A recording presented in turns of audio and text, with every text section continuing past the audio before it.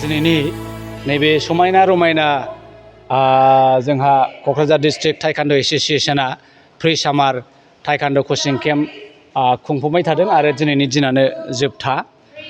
आङो स्पर्ट्स लाइनावहाय बिराद गोबावनिफ्रायनो नैबे टाइकान्ड'खौ आं बिराद आंनि गोसोआव मोनसे जिनिसखौ आं नुबाय थादों आरो बे नुसननायखौ आङो दिनै सना रुफा आरो हिरानिख्रुइबो आङो गिदिरसिन मोनसे फाइन्डिं होननानै हमनानै लानो सानदों।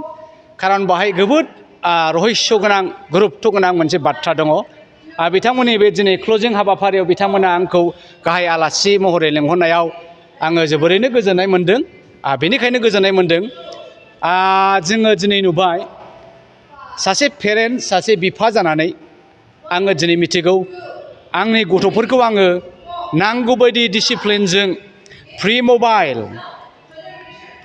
Pre addiction of the mobile and free addiction of मेनिथिं आङो बोरै खांनो आङो बे जिनिसखौहाय नागिरबाय थादोंमोन, सिन्था खालामबायबो थादोंमोन। ओमफ्राय आङो नुबाय जोङो बेखौ स्कुल आरो कलेजाबो दिनै फेलियर जाबाय।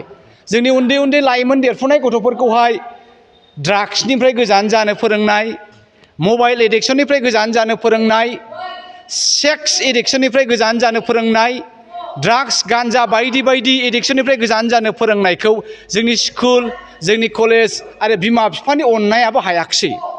आङो नुबाय गिर्जा, मन्दिर, मस्जिदफोराबो जोंनि लाइमोन गथ'फोरखौहाय जेरैबायदि मोजां गथ' जानांगौमोन बेखौ शिक्षा दिक्षा होनो हायाखिसै। दा बेखायनो आङो दिनैनि बे क'क्राझार टाइकान्ड' एस'सिएशननि जानानै गासै जोंनि बर' बिमा बिफा रायजो राजा नोंथांमोननिसिम आङो खावलायनोसो सानदों जे टाइकान्ड'आ दिनै ओरैबायदि मोनसे गोनांथार स्पर्ट्स।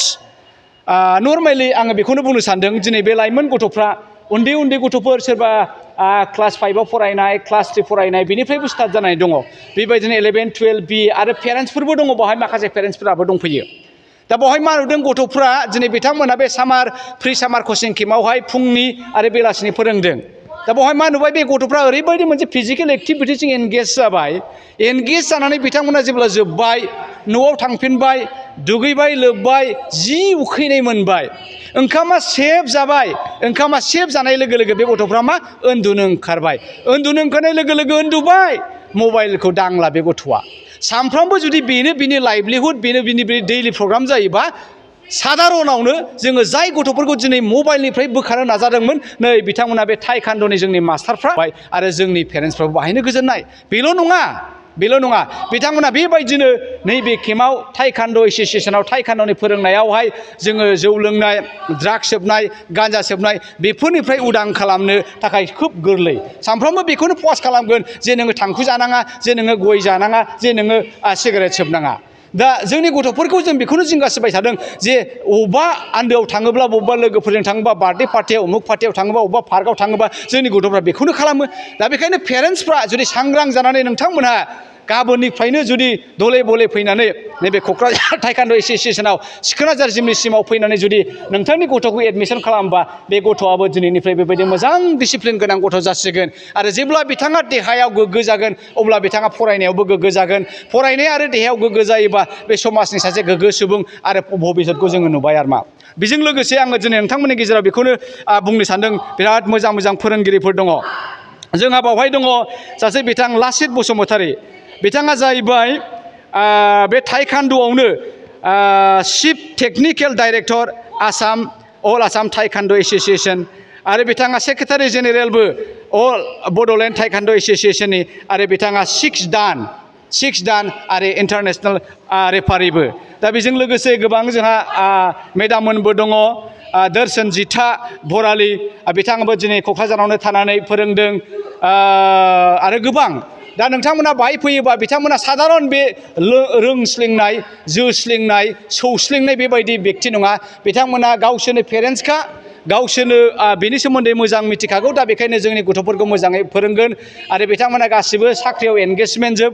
दहाय आङो लासित सारजों बेखौबो रायज्लायदों जे बे गथ'फ्रा सोलोङै बायदि बायदि साख्रिफोरबो मोनो नामा होननायाव गोबां गथ'फ्रा बेबायदिनो आर्मि BSF पुलिस बायदिसिना साख्रियाव गोरलैयैनो मोननो हायो आरो नंगौ दिनैनि दिनाव स्पर्ट्स स्पेसियेलि नैबे टाइकान्ड' बा मार्शियेल आर्ट्सनि डिसिप्लिना थायोबा बायदि बिजोंनि स्पर्ट्सफ्राव साख्रि बाख्रि मोननोबो गोरलै जायो दा बेखायनो आं मा बुंनो सानदों नोंथांमोना दिनैहायनिफ्रायनो सिन्था खालामदो जे जोंनि गथ' गथायफोरखौहाय मबाइलनिफ्राय फ्रि खालामनोबा ड्राग्स गान्जा सिगारेट जौ सोबनाय सेरेब सोबनायनिफ्राय फ्रि जानोबा आरो मोजां गथ' खालामनोब्ला नोंथांमोनहा टाइकान्ड' नैबे क'क्राझार चिरां बाक्सा उदालगुरि तामुलपुर मोनफ्रोमबो डिस्ट्रिक्टआव जोंहा टाइकान्ड' एस'सियेसन दङ आरो बेफोराव थाबैनो थांनानै नोंथांमोना नोंथांनि गथ'खौहाय जुदि भर्ति खालामहैयोबा बे गथ'आ गाबोननिफ्रायनो सासे मोजां गथ' जागोन होननानै आङो नोंथांमोननियाव गेरेन्टि होयो।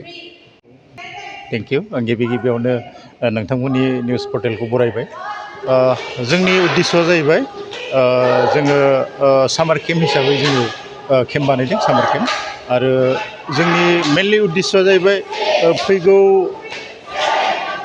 सेप्तेम्बराव जानो गोनां जेनोखि गुजरातआव नेसनेल गेम जागोन बेनि थाखाय जोङो फुल प्रिपारेसन जानानै दङ आरो अपेन इन्टारनेसनेल नेपालाव फंसे आरो खेवरिगि बेबो जानो थांगासिनो दं जों बेनि थाखाय जोङो फुल प्रिपारेसन खालामगासिनो आरो बेनिफ्रायनो जोङो बुंनो थाङोबा क'क्राझार डिस्ट्रिक्ट टाइकान्ड' एस'सियेसननिफ्रायनो बे हलनिफ्रायनो जोङो बहुद माने इन्टारनेसनेल नेसनेल मेडेलिस्ट मोननानै गोबां साख्रि मोनबाय जेरैहाय आर्मि CRP CICF RPF बेफ्राव गोबां साख्रि मोनबाय आरो रिसेन्टलि आसाम कामान्ड'आव सेलेक्ट जानानै दंबावो सानैसो बे मिडियानि गेजेरजों खावलायनो लुगैयो जे जोंनि लाइमोनफ्रा आरो जोंनि गथ' जोंनि बिनानाव फंबायमोनहा दानि परिबेसा ओरैबायदि परिबेस साफ्रोमनि गथ'फ्रानो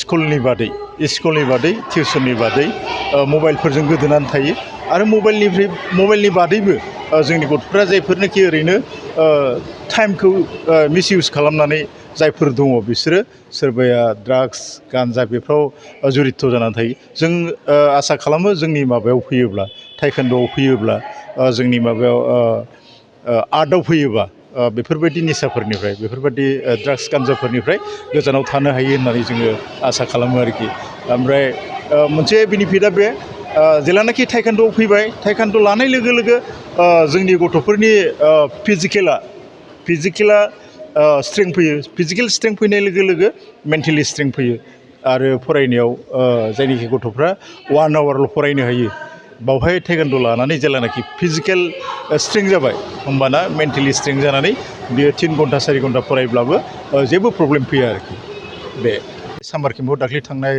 29 तारिखनिफ्राय 30 तारिख आरो दिनै 31 तारिख दिनै लास्ट जोंहा दिनै क्लसिं सेरेमनि बावहाय बाहागो लादों तामुलपुर डिस्ट्रिक्टनिफ्रायबो 3 साब्रैसो दङ आरो माबानिफ्राय मा होनो बेलासपारा धुबुरी डिस्ट्रिक्टनिफ्रायबो दङ जोंहा चिरांनिफ्राय दङ उदालगुरिनिफ्राय दङ बिभिन्न बेबायदि डिस्ट्रिक्टनिफ्राय बाहागो लादों टटेल ओरैनो दैलि माबा जाया खम बेसि जायो आरोखि एखनबा 60 एखनबा 50 बेबायदि जायो आरोखि प्लास जोंहा मोनसे खुब गोजोनथावा जोंनि गार्जेनफ्राबो बावहाय बाहागो लाफैदों जोंनि सामार केम्पआव जोङो मेनलि मा लादों बे आर्टजों लोगोसे सेल्फ डिफेन्सखौ जोङो होगासिनो दङ सेल्फ डिफेन्सखौ दानि माबायाव परिबेसाव हिन्जावसाफ्रा जिहेथु माने खुनु सेफटि गैया नंखायनो जों हिन्जावसाफोरनि थाखाय मेनलि सेल्फ डिफेन्सखौ जोङो होफादों आरो बेखिनि